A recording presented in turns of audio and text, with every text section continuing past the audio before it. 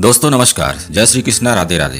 दोस्तों आप सभी का हमारे चैनल पर एक बार फिर से स्वागत है। हम आशा करते हैं कि आप भी स्वस्थ और मस्त होंगे। दोस्तों मृत्यु एक ऐसा सत्य है जिसे कोई इनकार नहीं कर सकता, चाहे वो कोई धर्मात्मा व्यक्ति हो या सांसारिक व्यक्ति हो।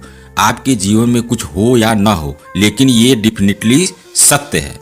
और सबके प्राण किस अंग से निकलते हैं? सबके प्राण एक ही अंग से नहीं निकलते हैं, सबके प्राण अलग अलग अंगों से निकलते हैं। आपने देखा होगा जब किसी की मृत्यु हो जाती है कि तो किसी का मुंह खुला रह जाता है, किसी की आंखें खुली रह जाती हैं, किसी का पेट पिचक जाता है, कि कोई मलमूत्र का त्याग कर देता है। तो दोस्तों आज हमारे वीडियो का टॉपिक यही है कि मृत्यु के बाद आत्मा शरीर के कौन से छिद्रों से निकलती है। तो दोस्तों वीडियो के अंत तक बने रहिए, हम प्रयास करेंगे कि आपकी शंका का समाधान हो सके। दोस्तों गरुड़ पुराण में बताया गया है कि कर्मों के अनुसार व्यक्ति के प्राण भी अलग अलग अंगों से निकलते हैं। गरुड़ पुराण के अनुसार शरीर के 9 द्वार होते हैं और मृत्यु के समय आत्मा शरीर के इन्हीं 9 द्वारों में से किसी एक से बाहर निकलती है।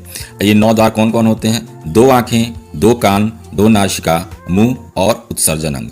उत्सर्जन अंग का तात्पर्य है नीचे के दोनों अंग। दोस्तों कहने का तात्पर्य बस यही है कि जिस जगह पर आपके प्राण जीवन भर रहे होते हैं वहीं से प्राण निकलते हैं। आपने जीवन में जितने भी कर्म किए हैं प्राण उसी पॉइंट पर आकर के इकट्ठा हो जाते हैं। जो लोग बहुत पापी होते हैं उनके प्राण कैसे निकलते हैं? उनके प्राण नीचे के अंगों से निकलते हैं। जो केवल अपने बारे में सोचते हैं, जो अपने परिवार के बारे में सोचते हैं, न सामाजिक कार्य करते हैं, न जन कल्याण की बात करते हैं, जीवन भर केवल हाय हाय पैसे की बात करते हैं और पैसा ही इकट्ठा करने में पूरा जीवन लगा देते हैं। वो सोचते हैं कि मैं जी लूँ, मैं खा लूँ, मैं पी लूँ, केवल अपनी इच्छाओं की पूर्ति में लगे रहते हैं, काम वासना में लगे रहते हैं। तो ऐसी ही चीजों पर ध्यान लगा करके वे प्राण भी छोड़ देते हैं। तो इनका क्या होगा आप अंदाजा लगाइए। दोस्तों हमारे शरीर में 7 चक्र होते हैं।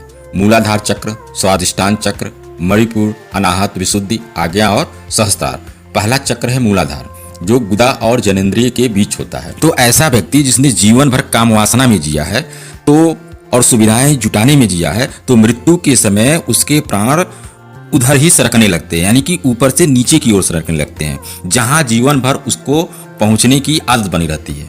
यानी आपने जीवन भर जो भी कर्म किया है, कमाया, पैसा, परिवार, तो जब आपको एहसास होता है कि आपकी मृत्यु होने वाली है, प्राण भी नीचे की तरफ सरकने लगते हैं। दोस्तों आप खुद सोचिए कि अधिक से अधिक लोगों की दशा यही है कि जब वो रात में सोते हैं तो उनकी ऊर्जा नीचे के केंद्रों की ही ओर एकाग्र रहती है। यानी रात को सोते समय आदमी का दिमाग कहाँ जाता है, वो किस बारे में सोचता है।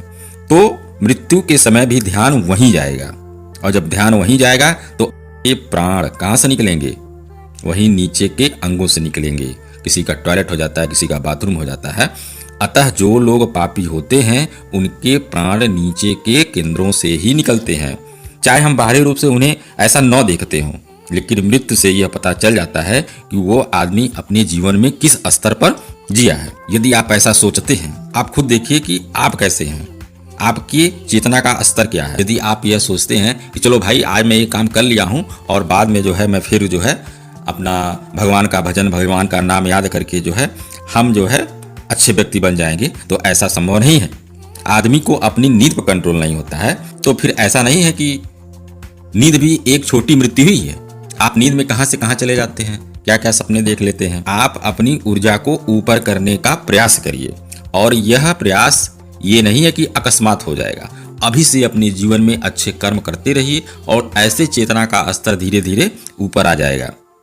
99% लोगों की जीवन ऊर्जा जो है आजकल नीचे ही जा रही है। तो कुल मिलाकर यह है कि पापी लोगों की जो आत्मा होती है वो नीचे के केंद्रों से ही निकलती है और वो मलमूत्र का त्याग करते हैं। तो दोस्तों अब बात करते हैं कि अगले अंग की, जहां से आत्मा शरीर से बाहर निकल जाती है। तो अगला चक्र है मणिपुर चक्र, यानी नाभि केंद्र के पास होता है। तो जो मणिपुर चक्र पर जो व्यक्ति जीता है उसकी जो विशेषता है, उसकी भी यही विशेषता है कि वो भी जीवन भर पैसे के पीछे परेशान रहता है, मान सम्मान के पीछे परेशान रहता है, चकाचौंध की दुनिया में रहता है, ब्रांडेड कपड़ा पहनना, ब्रांडेड खाना, ब्रांडेड हर जगह अच्छी जगह घूमना, मतलब कि उसको जन कल्याण से कोई सरोकार नहीं होता। तो जीवन भर जैसा उसने जिया है, तो जब उसका मृत्यु का समय नजदीक आएगा तो उसके प्राण वहीं सरक कर मणिपुर चक्र पर पहुंच जाते हैं। तो जब ऐसे व्यक्ति की मृत्यु होती है तो अक्सर हम लोग देखते हैं कि उसका पेट पिचक जाता है। तो अगर आप किसी ऐसे व्यक्ति की मृत्यु देखते हैं जिसका पेट पिचका हुआ है, तो आप उसके बारे में विशेषताएं भी जान सकते हैं कि उसने कैसा जीवन जिया है। तो पेट पिचकने का मतलब ये हुआ कि उसकी आत्मा जो है निकलती है कहाँ से? मुंह से। चलिए अब अगले चक्र की बात करते हैं, हृदय चक्र। हृदय चक्र पर वो लोग जीते हैं जो भावनाओं में बसते हैं, इमोशन में रहते हैं। और ये मेरी पत्नी है, ये मेरा परिवार है, ये मेरे रिश्तेदार हैं, मतलब उनका जीवन इसी चक्र पर घूमता रहता है जीवन भर कि किसी तरह जो है मेरा परिवार खुश रहे, मेरे रिश्तेदार खुश रहें, और उसको बाहरी दुनिया से कोई मतलब नहीं होता है।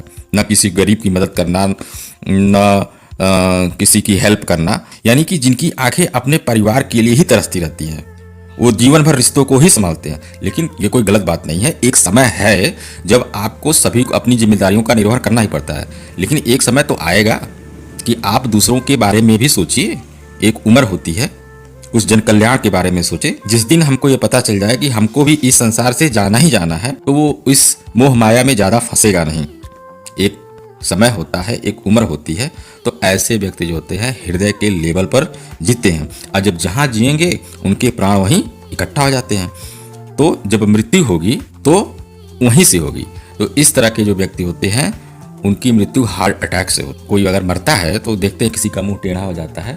तो कहने का मतलब यह है कि इस तरह के जो हृदय चक्र पर लोग व्यक्ति जीते हैं, उनके मरने पर भी आत्मा मुंह से ही निकलती है। अब आप कल्पना कीजिए कि जिनके प्राण नीचे के अंगों से निकलते हैं, तो क्या परमात्मा कोई उन्हें दिव्य रूप दे देगा? क्या उसे मनुष्य का जीवन मिलेगा? नहीं नहीं, ऐसा कुछ भी नहीं है। कि ये कोई गारंटी नहीं है कि मृत्यु के बाद आपको मनुष्य का ही जीवन मिले। ऐसे कई साइंटिस्ट हुए हैं जो प्रयोग कर रहे हैं, जिन्होंने पास्ट लाइफ को देखा है, और वो देखते हैं कि कोई आदमी मृत्यु के बाद फिर वो जानवर भी बन जाता है, उसका जन्म किसी विदेश में भी हो सकता है। तो जब तक आपका अच्छा कर्मों के अनुसार ही आपका जन्म मिलेगा। ये गरुड़ पुराण में स्पष्ट रूप से बताया गया है। दोस्तों अब हम बात करते हैं अगले चक्र की, यानी कि कंठ चक्र। कंठ चक्र की विशेषता है कि इस चक्र में जो व्यक्ति भी जीते हैं वो ज्ञान में जीते हैं। जीवन भर ज्ञान का अर्जन करते रहते हैं, मेडिटेशन करते हैं, ध्यान लगाते हैं और भगवान का भजन करते हैं।